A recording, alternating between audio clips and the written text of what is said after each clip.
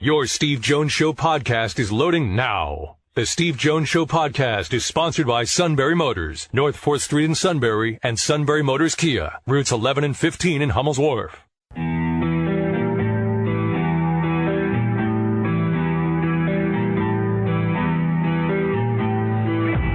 Sports talk where your voice counts. This is the Steve Jones Show on News Radio 1070 WKOK. Now, from the Sunbury Motors Studio, here's Steve Jones. Sunbury Motors Studio is remote today at the Susquehanna Valley Country Club. Max Trillo and I on hand for the 30th annual Truman H. Purdy Memorial Golf Tournament. This is the 10th year I've played in it, so that's 1/3.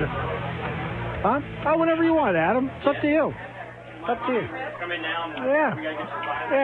Gotta get some stuff done. There we go. All right. Got to do surprises. Hey. How'd you hit them today? Okay, better than yesterday. Yesterday was not pretty. Okay, there we go. That's okay. Yesterday was not pretty. Today was better. I played with, I played with Bill and Craig and Steve Eccles. I played with great guys. Well, that right there puts you in a tougher situation to start with. Yeah. You had to deal with those as teammates. So, we fought from behind. No.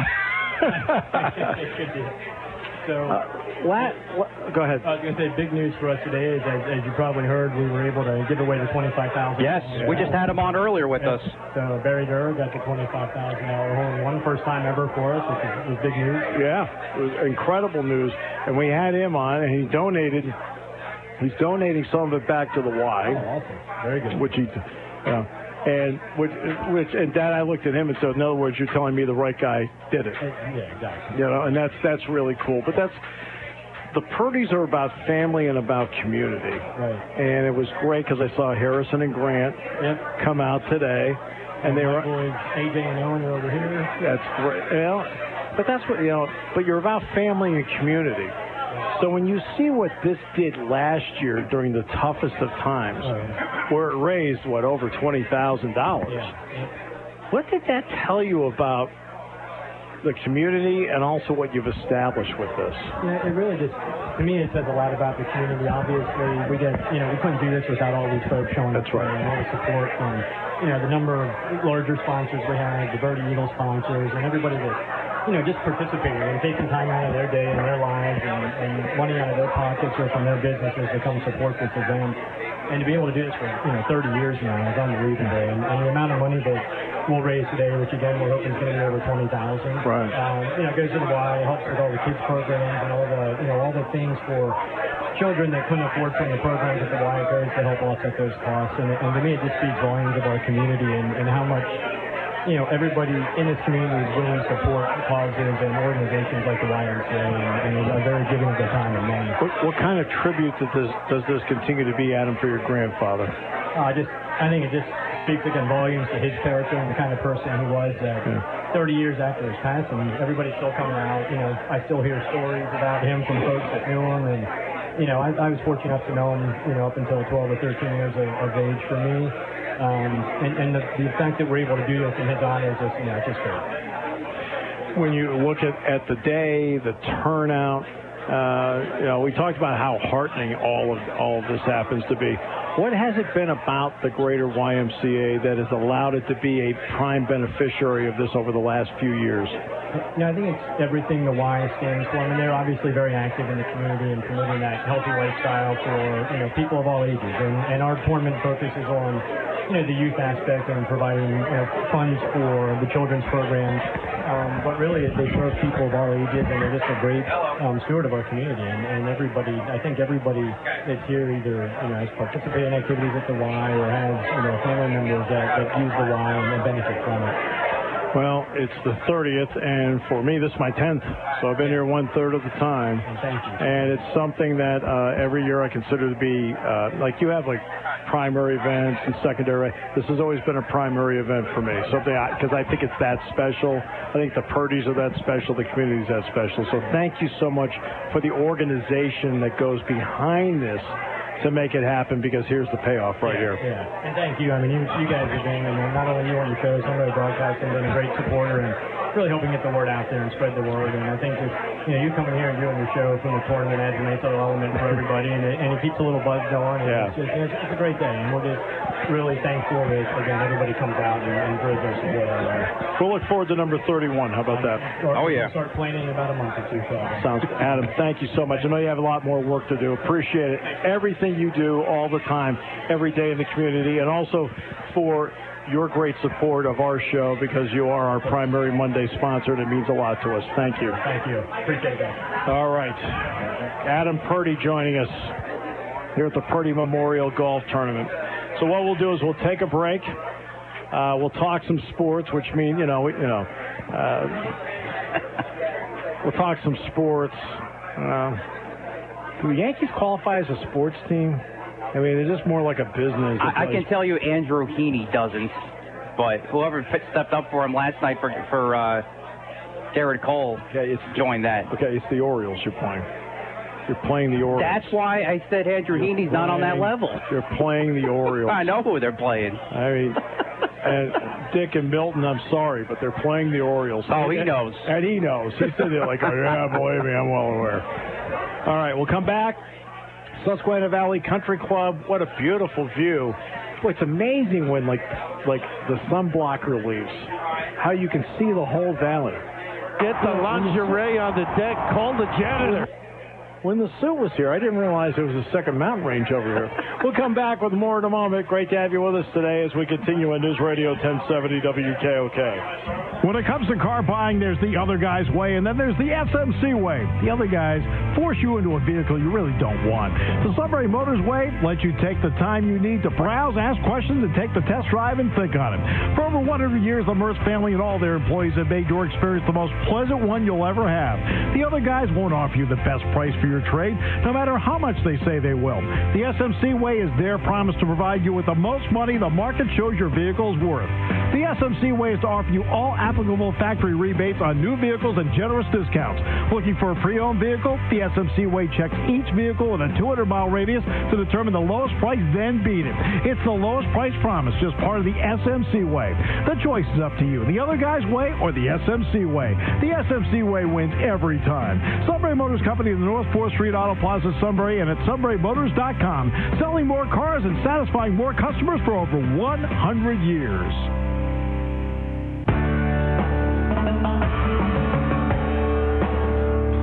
Susquehanna Valley Country Club. And we're interrupting the awards here. Our play-by-play call of the day, Simone Biles wins bronze. She is doing an easier routine. This routine loses about 0.4 of a point, but thus far it's been fabulous.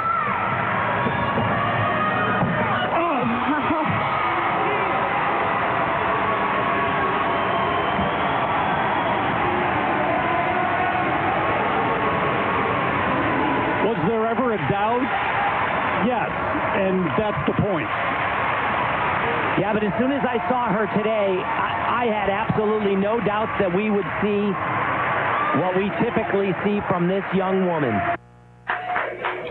Typically see to a point. I mean, she fairly admits she watered it down, which she should. She needed to. She couldn't do that. That was the right approach. Yeah.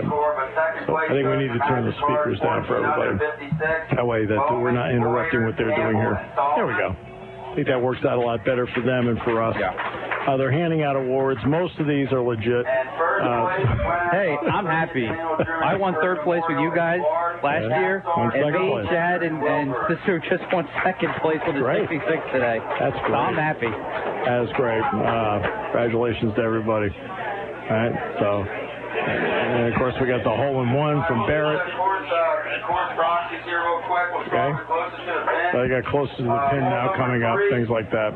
Right. All right, so. With a hole-in-one, give him a round of applause. There we go. That would qualify, by the way, as closest to the pin. Yes. When you have to reach down and pick it up and the pin is nestled against it. There you go. That's awesome. And another picture with the Happy Gilmore check. Oh, yeah. Yeah, there we go. Well done. But that's why you do it. I mean, this thing has been there ever since I've been here. It's always been there. Nobody's ever won it. Yeah. And I never knew that either. That is really, really awesome. Yeah, that's great. I was telling you about the hole. There was another tournament I was in. The former reliever for the Pirates, Dave Justy, was in the tournament. And he got up to the hole, and he hit a hole-in-one. And he didn't qualify to win. You want to know why? It was on a mulligan. Mulligans don't count.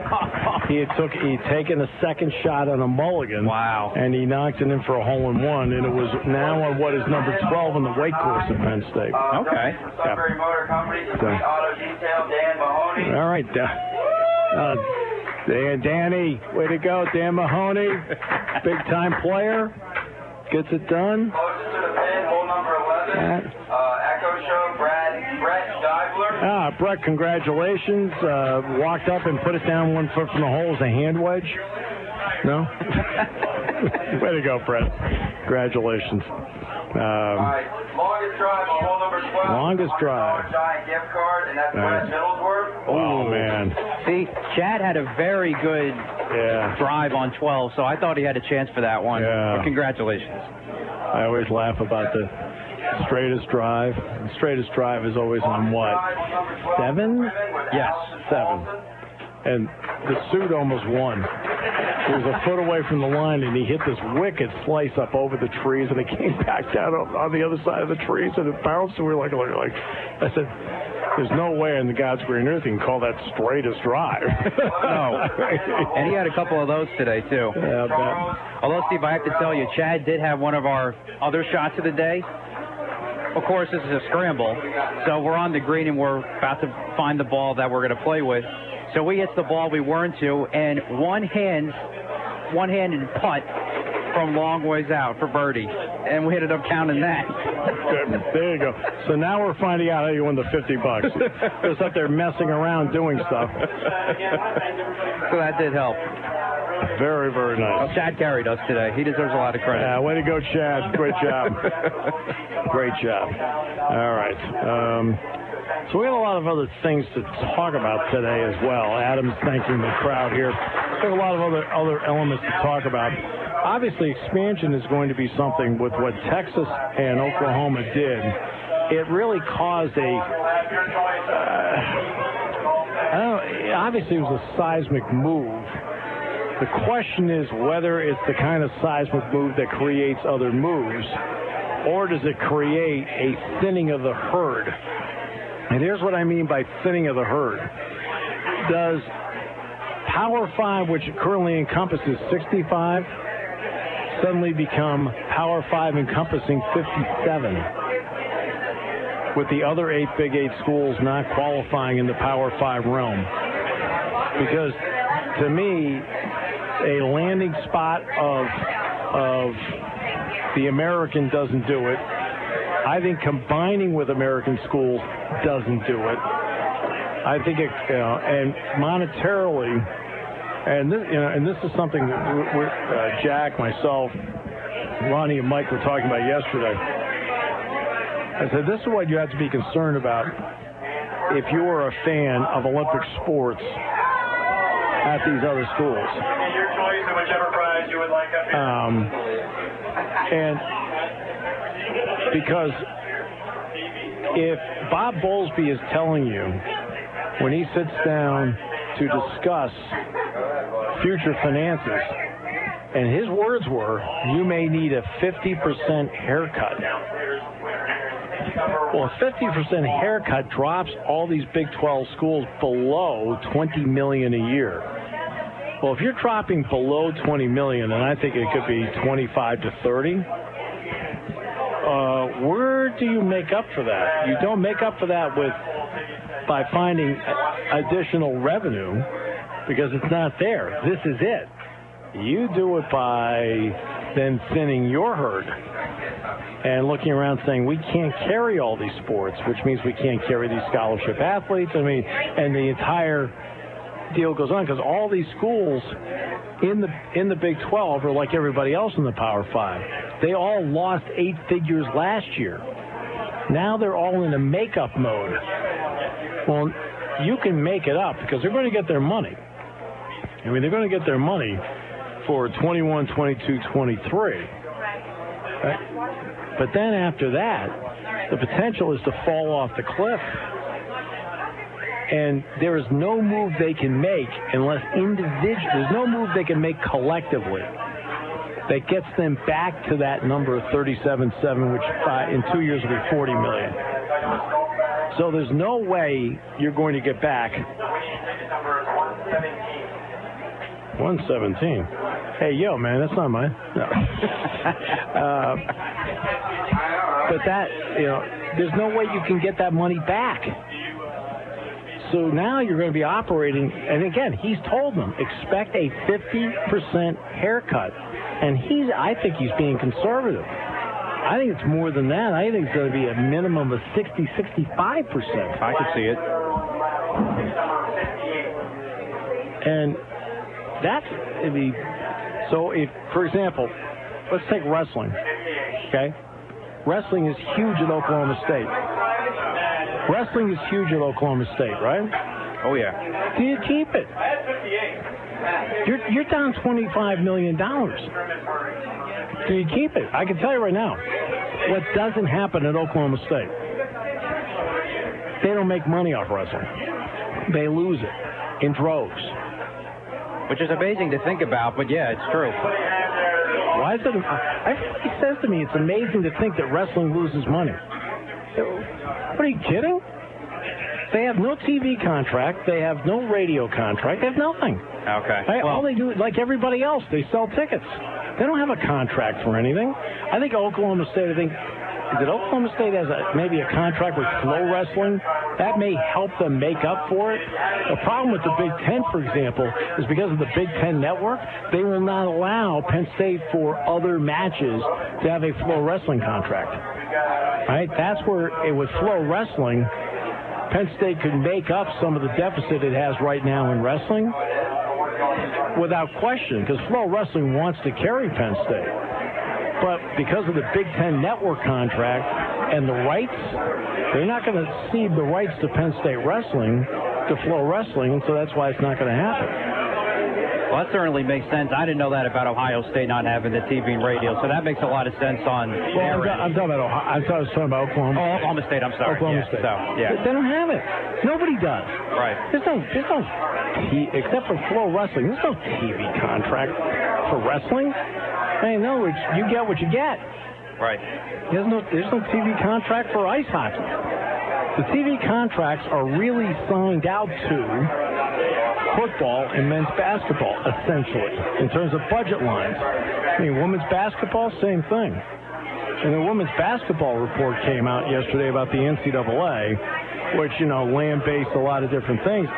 I'll be honest with you. I read parts of the report, and based on what I know, it doesn't make sense, and it's not completely accurate. Okay? It's all on emotion, and it's not completely accurate. I sat there and looked at it. I know some of the reasons why, okay? Which I'm to be frank with you, I can't get into because the person I know that told me I implicitly trust, all right, and knows what's going on. But I'm not going to get into what they say because that's not right. But I can tell you, in certain terms, I read the report. It doesn't match up with what I know. And that was all done on emotion. And they're talking about what the value of the women's tournament can be and so forth. Maybe that's true. I don't know, 80 to 120 million a year. I'm like, okay. But who's bidding for it? And that's the biggest thing they're going to get year-round. In the bidding process, who's going to bid? It's always about the competition when you bid, right? Fox was able to bid against ESPN, and they each got Tier 1 and Tier 2 rights for the Big Ten. But competition created that, right? Having one entity, and the ability to split contracts. The NHL made more money because they could split the contract between ESPN and Turner. The NBA can make more money because they split the contract between ESPN and Turner.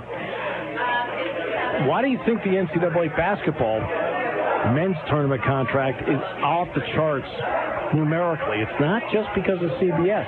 CBS, Matt, could not afford that.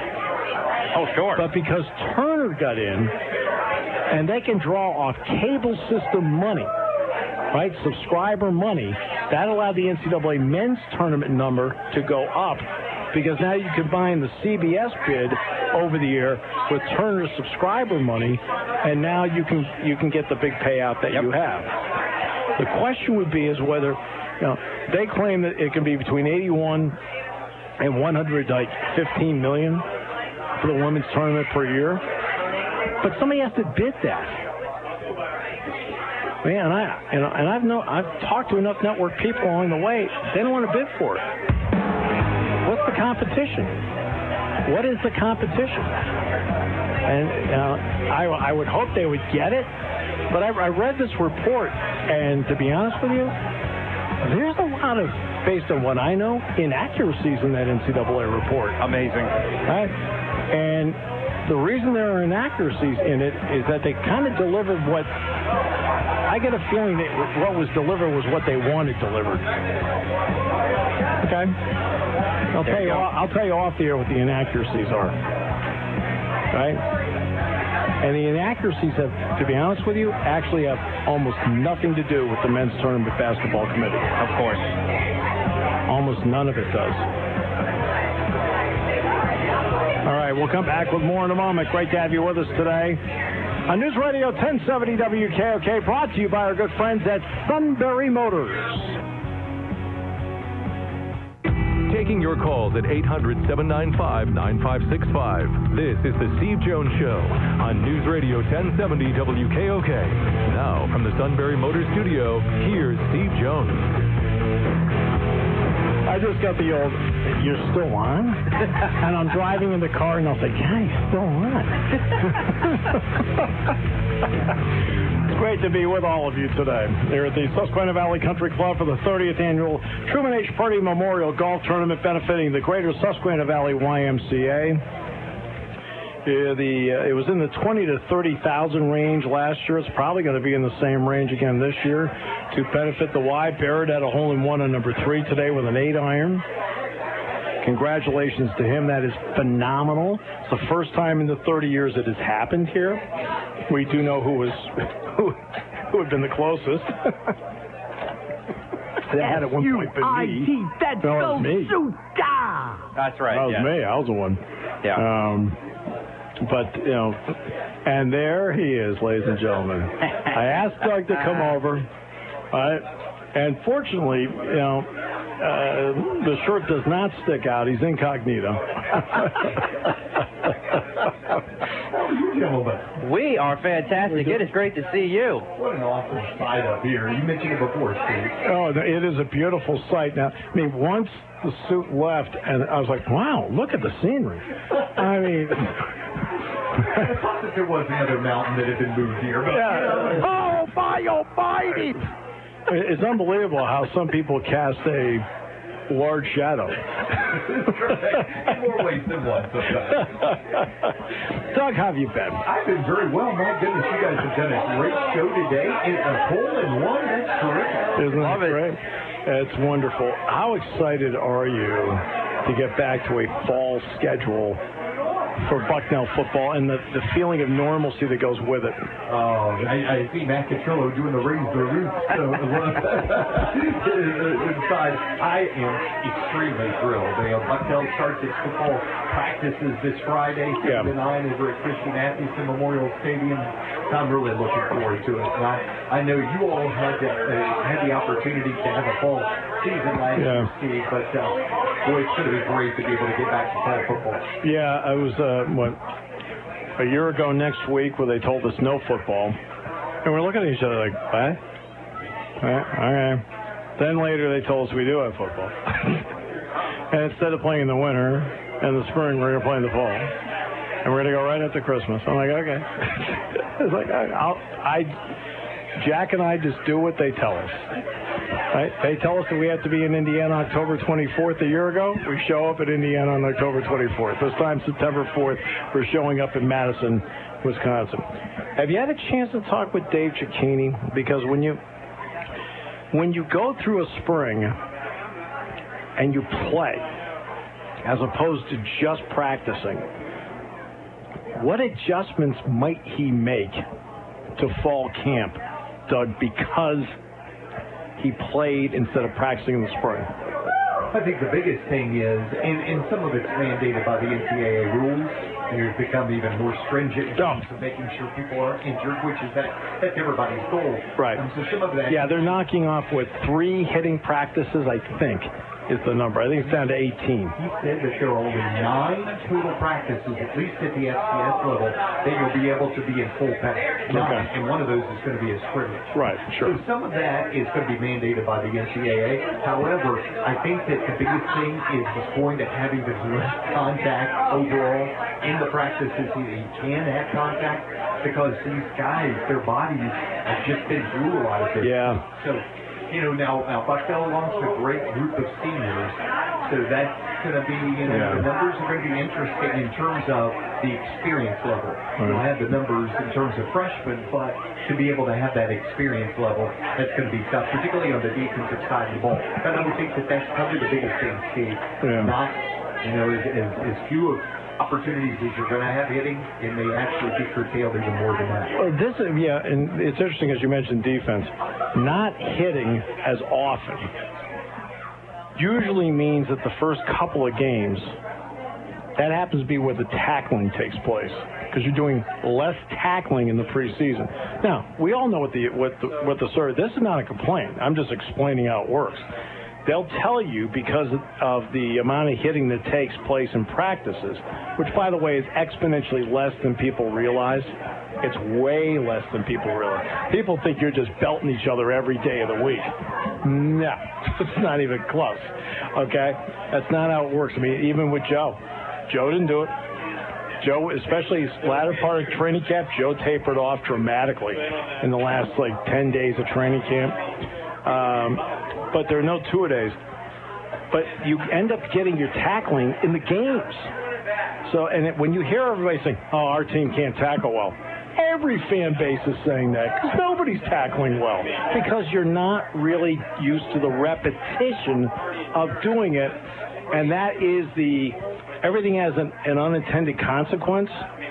It's the right decision to hit less because of concussions. That's the right decision. But it also brings with it the consequence of you're not going to be as sharp tackling in the first couple of games. Exactly. You all had a great golf outing here benefiting the YMCA. Purdy folks are awesome and stuff. There was a golf outing on Saturday over at the Bucknell Golf Course up the road. Dave Cicchini's football program at Bucknell, the main recipients of all the fundraising that was going on. It's the Bud Rank Tom Gadd Memorial Kickoff Classic. So I was talking with Dave there on Saturday, and I asked him about tackling in particular. Steve, and that was one thing that he really did admit, particularly considering the fact that they will only have 9 full practices in terms of, full contact and so forth. I said, have you noticed that tackling as a whole has changed from, say, when you played at in the 90s to today? He said, and he gave, and I know you would agree with this, he gave credit, or dubious credit as the case may be, to ESPN and to Sports Center highlights. And so many kids wanting to make that highlight tackle, and they would launch themselves. And now we've kind of just seen everything spiral down because of that. Now coaches don't have as many practices. There isn't as good a tackling overall. I mean, there are some kids that are fundamentally sound, but there isn't for the most part. So, that's something that the coaches have to deal with. Here's one for you. And this is always very hard for fans to accept. There are some people that are really good at tackling, and some people just aren't. Nobody ever takes that stuff into account. Sometimes, like that guy over there, can really tackle. And no matter how often you work with those 3 guys, can't do it. Because they're just not good at it. They're not good enough. It's interesting you say that. Bucknell had a kid who just graduated, and actually he's going to be playing his extra year at Eastern Michigan University, the Mid-American Conference. On the gray field. On the gray field in Ypsilanti. And, Brandon Vincent was a great tackler. Yeah. He would make the stops, and I think that is soon. And Gavin Pringle is very good. When he comes up in his quarterback position, he can really tackle well. But like you said, there is an art to tackle. Yeah, some people are good at it. Brandon Smith is a tremendous tackler. I'm not going to get into a couple of guys I'm not so sure about. I don't care whether I see him on Tuesday or I see him on Saturday. All right, we'll come back, wrap it up from the Susquehanna Valley Country Club in a moment. On News Radio 1070 WKOK, brought to you by Sunbury Motors.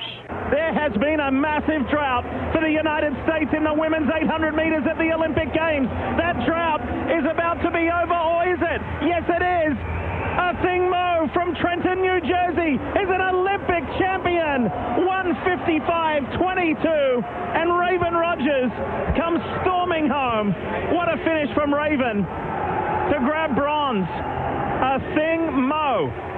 That's the American record by the 19-year-old. She shrugged off youth and inexperience and delivered a virtuoso performance. Diffie on NBC with somebody who's been a guest on our show before, Otto Bolden. We've had on the show. Oh, okay. We've had Otto Bolden on the show before. Sweet. Yeah. And they're doing a great job of calling track. The question is whether anybody's watching it. Well, last night, that was on NBC.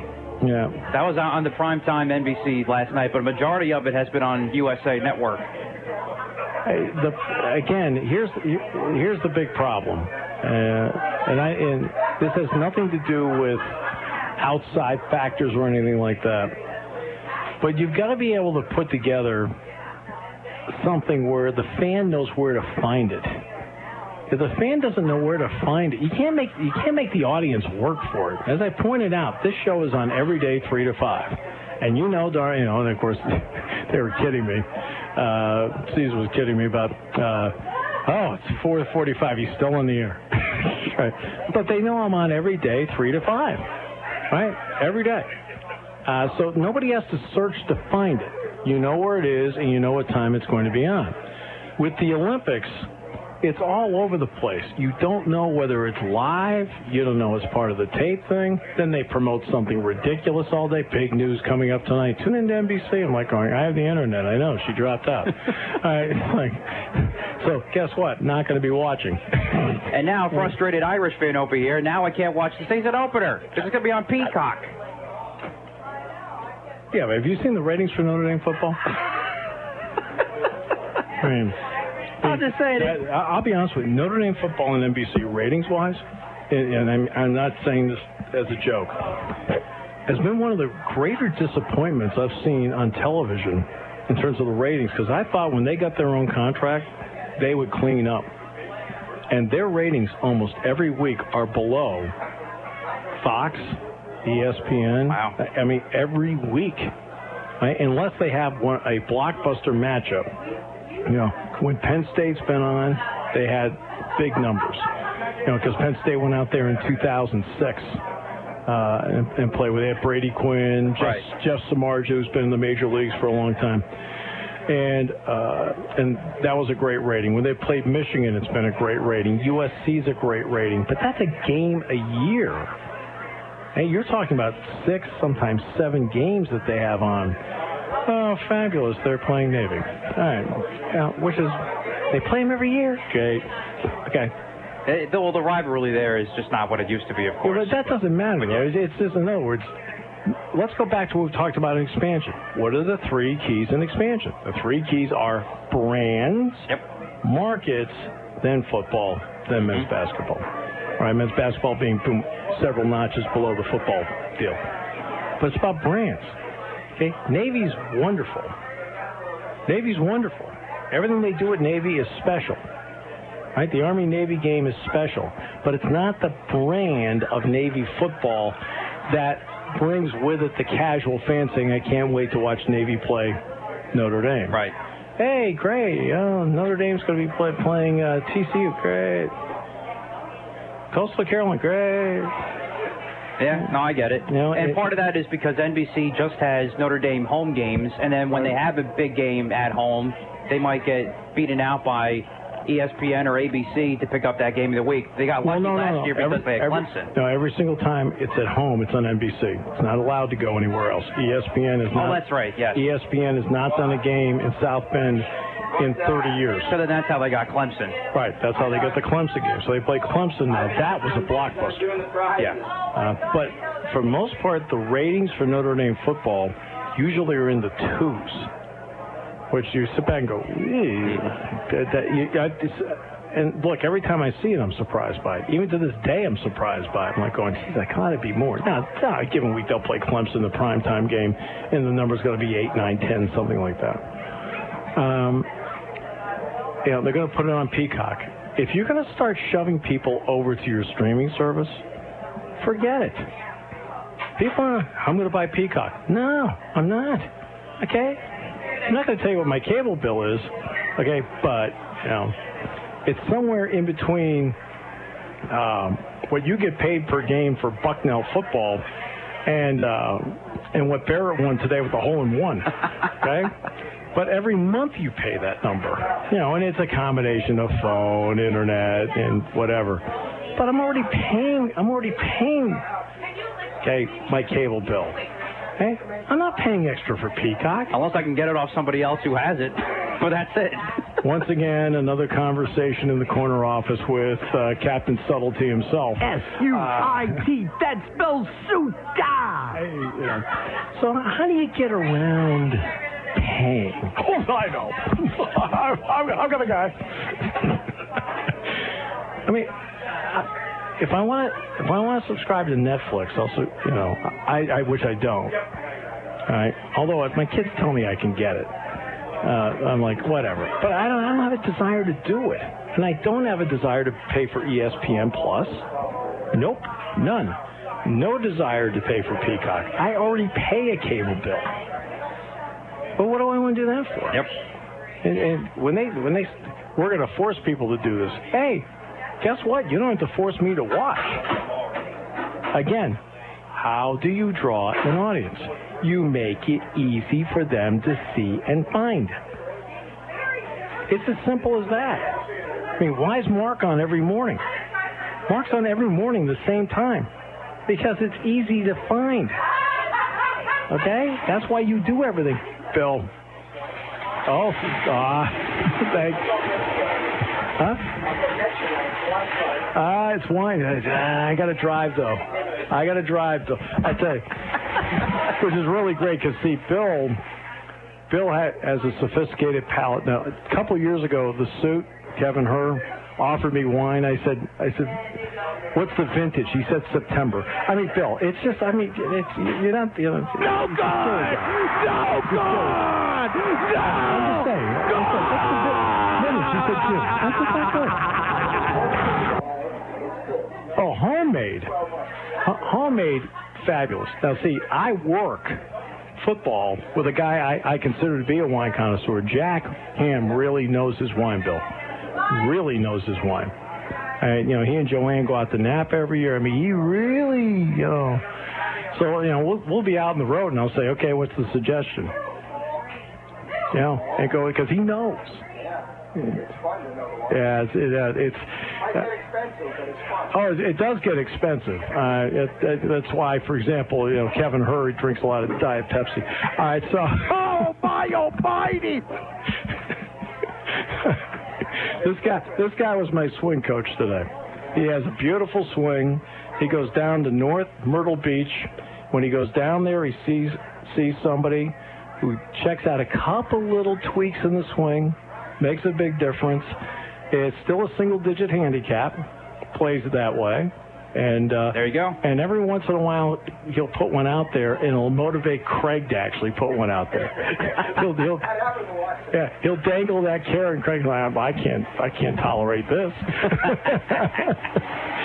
And it worked to our benefit. That's why they're fun guys to play with. We have a blast when we're out there. We have a lot of laughs.